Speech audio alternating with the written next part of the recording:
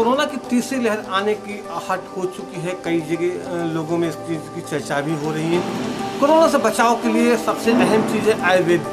आयुर्वेद यानी अपने अंदर की इम्यूनिटी पावर को बढ़ाने के लिए जो आयुर्वेद है वो कितना आवश्यक है। इस वक्त हम खड़े हैं सरोजनी नगर के चंद्रावल हॉस्पिटल में, जहाँ पर ये आयुर्वेदिक हॉस्पिटल है। यहाँ की मैडम जानते हैं कि किस तरीके से आदमी इस कोरोना भयंकर महामारी से बचे और इम्यूनिटी पावर बढ़ाए, और जो जड़ी बूटियों का है उनका उपयोग किस तरीके से होता है और कौन कौन सी जड़ी बूटियाँ जो है वो अहम जीवन के लिए लाभदायक हैं। आइए इस वक्त हम चंद्रावल आप देख सकते हैं कि किस तरीके से यहाँ पे जो हॉस्पिटल है बहुत जल्दी 2-3 साल करीब इसको हुआ संचालित हुए। पूरी तरीके से आप साफ सफाई है, समय हो चुका है पेशेंटों का इस वक्त यहाँ पे नहीं, टाइम ज़्यादा हो चुका है, लेकिन फिर भी आप देख सकते हैं कितना यहाँ पे क्लीन है और कितनी साफ सफाई। इसके पीछे देख सकते हैं यहाँ पर जो स्टाफ है राजकीय आयुर्वेदिक चिकित्सालय चंद्रावल लखनऊ।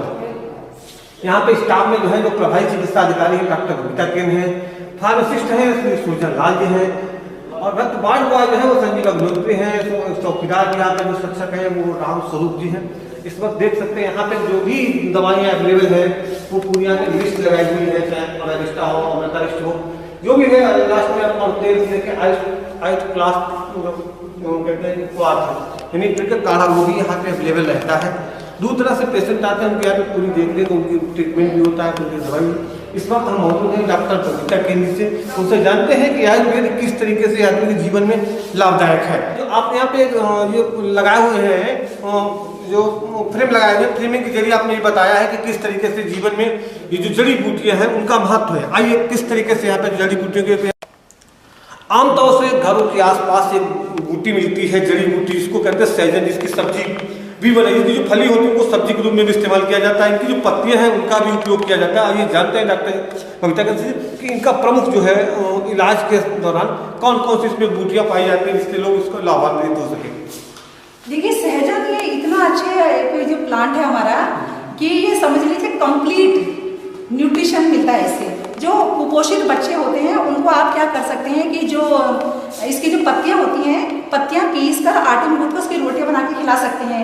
उसकी पत्तियां छाया में सुखाकर पाउडर बना के रख लीजिए, उसको आप बच्चे को दे सकते हैं।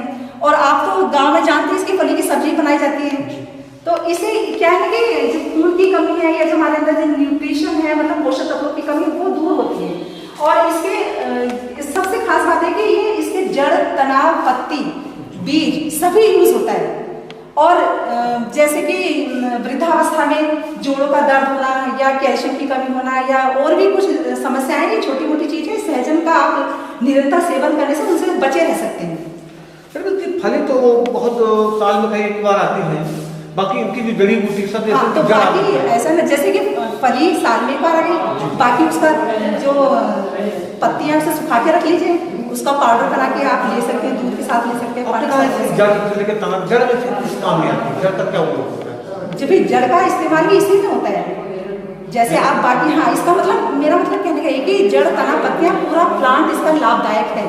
भी जड़ को तो हम नहीं ले सकते क्योंकि जड़ लेंगे तो पूरा पेड़ खराब हो जाएगा वो। तो हम उसके जो पत्तियां हैं, फल हैं, बीज हैं या उसके जो छाल है, तने की छाल है, उसका काढ़ा बना के पी सकते हैं।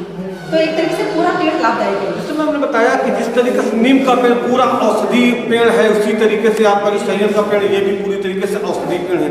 इसकी छाल से लेकर पत्तियां, पत्तियों से लेकर के फल तक सभी उपयोगी हैं और सभी हमारे दैनिक जीवन में कई अहम बीमारियों से बचाते हैं। आप देख सकते हैं कि इस तरीके से आपकी जड़ी बूटियों के बारे में बताया गया है कि कौन सी जड़ी बूटियां बीमारियों में लाभदायक है, इसके क्या क्या गुण है। आइए जानते हैं डॉक्टर बबीता केन जी।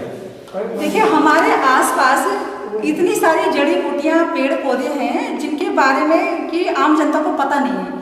तो उनको हम जागरूक करने के लिए मतलब उनको बताएं कि अपना जो छोटी मोटी बीमारियां हैं उनको हम कैसे अपना ठीक कर सकते हैं, यानी कि स्वास्थ्य का संरक्षण। मतलब जैसे कि आयुर्वेद में बताया गया है, जो आयुर्वेद का उद्देश्य है स्वस्थ से स्वास्थ्य रक्षण, आत्म से विकार प्रश्नोपचार। मतलब अब हम स्वस्थ तो अपने स्वास्थ्य को बनाए रखने के लिए हम क्या क्या उपाय अपना कर सकते हैं। तो अब इतने अनगिनत जड़ी बूटियां हैं हमारे आसपास, जैसे कि आपने बाहर देखा और हमने ये जो लगा रखा है कि जो हमारे जो क्षेत्र है ये चंद्रावल आराम से ये उपलब्ध है। अब जैसे कि हार सिंगार है, हालांकि इसके बारे में जानते हैं लेकिन इसका उपयोग किस में किया जाता है ये नहीं मालूम। इसका जो हार सिंगार जिसका कि उपयोग होता है इसका वात नाशक, मतलब जो जोड़ों के दर्द है या सियाटिका है ना, और इवन आजकल जैसे कि कोरोना काल चल रहा है, ज्वर है, खांसी है, मतलब बुखार खांसी उसमें भी काम आता है, और लीवर के रोग है उसमें भी बहुत अच्छा इसका यूज होता है। आपने यहाँ पे एक तरीके से प्रदर्शनी लगा रखी है जी, ये रुचि ग्लोय है, पारिजात है, पुनर्वा है, ज्वाराकुश है, ये सब जो है ये भी लिखा हुआ कि इसमें क्या उपयोगी है, ठीक, उपयोग के इसके जो तरीके हैं वो क्या क्या है, कैसे लोग इसका इस्तेमाल कर सकते हैं, लोगों को पता तो है वही जड़ी बूटियां है। हाँ, पेशेंट हमारे पास आते हैं, हम उन्हें बताते हैं, देखिए आप इनको पहचानते हैं, हाँ डॉक्टर साहब मुझे पहचानते हैं, इनका उपयोग जानते हो कि नहीं उपयोग नहीं जानता, वो हम उन्हें बताते हैं, ये देखिए आपके पास ये पुनर्नवा, आप जब बरसात के मौसम में पुनर्नवा हो जाता है। अब जैसे कि मरीज आते हैं कि लीवर में सूजन है या किडनी से संबंधित कोई बीमारी है या मूत्र विकार है, मतलब कोई पेशाब में भी कोई दिक्कत है, तो उसमें ये पुनर्नवा मतलब पुनर्नवान मतलब नया जीवन देने वाला, ये उसमें काम आता है। और ये गुडुची के बारे में तो सभी जान गए हैं कोरोना काल में 2 साल से कि उसका काढ़ा पिए, बुखार में काम आता है, इम्यूनिटी हमारी बढ़ती है। तो गिलोय को तो लगभग मेरे यहाँ पर सभी जो यहाँ की जनता है अच्छे से जान गई है, और मैंने अभियान भी छेड़ा हुआ है। 5 तारीख को पर्यावरण दिवस था, 5 जून को, तब से मैंने ये अभियान छेड़ा हुआ है कि घर घर में गिलोय हो, मतलब घर घर में गिलोय अभियान मैंने छेड़ा हुआ है।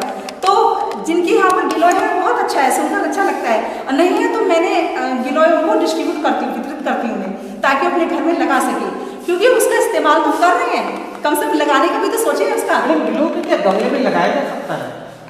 गमले में लगाया जा सकता है, लेकिन अगर नीम का जो पेड़ है उसके वहां पे लगा के उसको जो नीम पे चढ़ी हुई गिलोय होती है वो सबसे अच्छी मानी जाती है।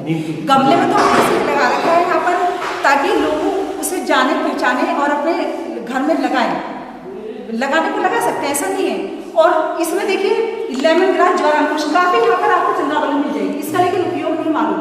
ये सर्दी, खांसी, बुखार, यहाँ तक कि जो सांस की तकलीफ होती है, इम्यूनिटी बूस्ट करने के लिए अच्छा है ये। इसमें आप क्या है कि आप जब चाय डेली पीते हो उसमें 1 पत्ती या 2 पत्ती तोड़ कर डाल दीजिए, या अगर आप काढ़ा बना रहे, जैसे आयुष काढ़ा आजकल आप जान रहे हो, उसमें आपका जो है उसमें एक तुलसी है, उसमें ठीक है, सौंठ है, दालचीनी है, और ये सब चीजें उसमें पड़ी हुई है। तो उसमें क्या है कि अगर साथ में आप ज्वाराकुश भी उसमें डाल लेते हैं, गिलोय भी डाल लेते हैं, तो उसकी जो पावर है वो अच्छे से बढ़ जाती है। आप जैसे देखिए सौंठ को हर इस्तेमाल करते हैं, है ना, और जो प्रसूता स्त्री होती है जी, गर्भवती, हाँ गर्भवती स्त्री की नहीं, प्रसूता स्त्री आफ्टर डिलीवरी उसमें सौंठ का इस्तेमाल किया जाता है, हरीरा बोलते हैं ना गाँव में, उसमें मिलाया जाता है। और ये जिनकी मतलब पाचन शक्ति कमजोर है उसमें दिया जाता है। और उसमें आयुष काढ़े में आपको सौंठ पड़ा हुआ है एक, ठीक है ना, सौंठ है, काली मिर्च है, दालचीनी है और तुलसी पत्र, ये 4 चीज है आयुष काढ़े में। और मतलब ऐसी क्या चीज है कि लोग इसको लगातार, कोई ऐसी चीज है जो जड़ी बूटी जिसको लोग खाते रहे जिससे उनका इम्यूनिटी पावर डेवलप होता है? ये देखिए सुनिए, इम्यूनिटी जो बढ़ती है वो अगर हम अपना जो डेली रूटीन है उसको सही रखें तो इम्यूनिटी ऑटोमेटिक बढ़ती है। मतलब टाइम से उठना है, टाइम से सोना है, और जो आप डेली काम करते हैं वो टाइम से करें। हाँ, और आपके पाचन शक्ति के अनुसार खाना उसको मतलब खाए, और दूसरा खाए उतना ही जो पचा सके आसानी से, क्योंकि जो पचेगा वही शरीर में लगेगा तो हमारी इम्यूनिटी अच्छे से बनेगी। ये बात सही है कि आजकल ये जो आयुष काढ़ा है, सचवनी बटी आयुष को जो हम दे रहे हैं इम्यूनिटी बूस्टर, ये इम्यूनिटी बूस्टर बढ़ाने के लिए सबसे अच्छा जो तरीका है वो वही है जो हम डेली रूटीन में अपने खा रहे हैं, पी रहे हैं, उसको अच्छे से पचा सके और शरीर में लग सके। यानी खान-पान और दिनचर्या सबसे जरूरी है, ये बहुत जरूरी, उसी से हमारी इम्यूनिटी बढ़ जाएगी। ऐसा नहीं है, ये तो एक तरीके से कहते हैं ना इम्यूनिटी बूस्टर है, जो इम्यूनिटी बूस्टर, हाँ मतलब हेल्प करते हैं इम्यूनिटी बूस्ट करने के लिए। तो मैंने बताया है कि सबसे अहम चीज स्वास्थ्य की कुंजी है आपकी दिनचर्या, आपका खान-पान और आपका रहन-सहन। साफ सफाई स्वच्छता आपके लिए बहुत आवश्यक है। ये जो भी है ये इम्यूनिटी बूस्टर है, यानी आपकी ताकत को और बढ़ा सकते हैं, लेकिन जब तक आपके अंदर खुद की क्षमता नहीं होगी, साफ सफाई स्वच्छता आप नहीं रखते हैं, तो आप अपने आप जब अंदर से कमजोर है तो इम्यूनिटी बूस्टर भी आपके काम नहीं आ पाएंगे। इसलिए सबसे पहले महत्वपूर्ण चीज है कि आप अपने आप का खान-पान सुधारें, रहन-सहन सुधारें और अपने आस